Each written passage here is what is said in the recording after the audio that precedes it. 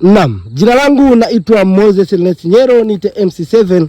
Leo hiki unachokiona mbele yako ni kikundi cha wanabagai Umoja Group, ambao leo wamekuja katika chimbuko lao, asili yao, nguvu ya kijiji chao, ambako katika kijiji hiko kuna mlima mkubwa sana.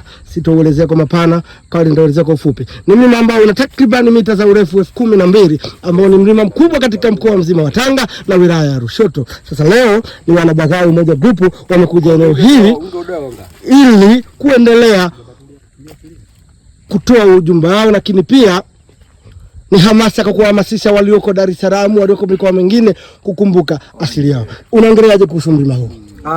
Mlima ni mlima mrefu. Ni mlima mrefu ambao una historia nzuri.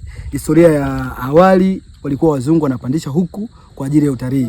Hivyo tumekuja sasa hizi kwa ajili ya kuendelea utaratibu ule. Sio wazungu tu, watu wote wanapaswa kupanda kuja kuona mandhari nzuri, hali ya hewa iliyotulia, lakini pia unahamasisha mambo mengi. Ni sehemu ambayo ni ya utulivu vizuri. Naam, huyo ni mwenyekiti wa kikundi cha Bagai Umoja Group, lakini pia tuko na mzee wetu hapa mmoja akatupa mawili matatu yanayohusiana na mlima huu au mambo ya kiasili na mambo yote yalikuwa yakafanyika enzi hizo. Ni kweli, kwa jina anaitwa Shabani Mtoto, natokea Bagai. Kwa hiyo kwa mlima huu una historia kubwa. Ndio. Sasa kama una historia kubwa, na maana ni mlima wetu ambao tunaotegemea zaidi. Sawa? Na kama tunaotegemea hapa wanakuja wageni mbalimbali, wanakuja kushuhudia mlima kwa Mongo.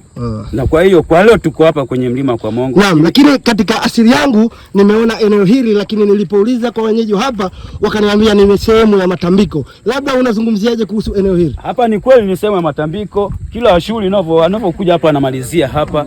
Ni watu ambao hata watu kuna mambo ya kienyeji, wote wanamalizia hapa. Hiki ndio kilele chao ambao wakija hapa wanakaribia hapa, wanamaliza mambo yote. Kwa hiyo unamaanisha kwamba asilimia ya watu kubwa walikuwa wakija kuomba miungu yao hapa na wanajibiwa. Wanaomba hapa. Ndio. Hiyo hapa ndipo penyewe. Ndio. Hiyo hapo unayoona hapa ni meza hii. Hii hapa ni meza ambayo inamalizia kila kitu. Kama ni chakula amekuja nacho anakula hapa. Na jiko lao lile pale unaloliona. Jiko ndio hilo hapo.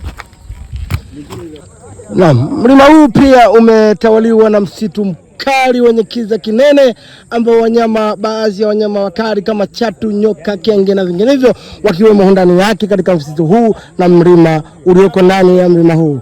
Mimi bado naendelea kukupa matukio ya kijiji hiki, ama mlima huu unaitwa mlima kwa Mongo, unaitwa mti Ulaya. Vijana wanaendelea kuvurumisha na kuendelea mubashara zaidi.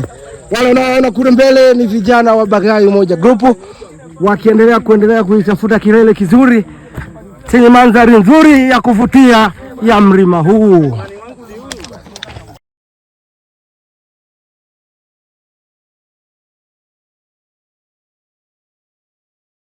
Unaona buga. Yani buga kama ipo hapa. Hapa yani umeshai. Cheki buga babu. Tiambiane ushe mwanakataji za. Huko kuna mnara. Ule mnara wa chongo pale. Okay. Tiambiane hii.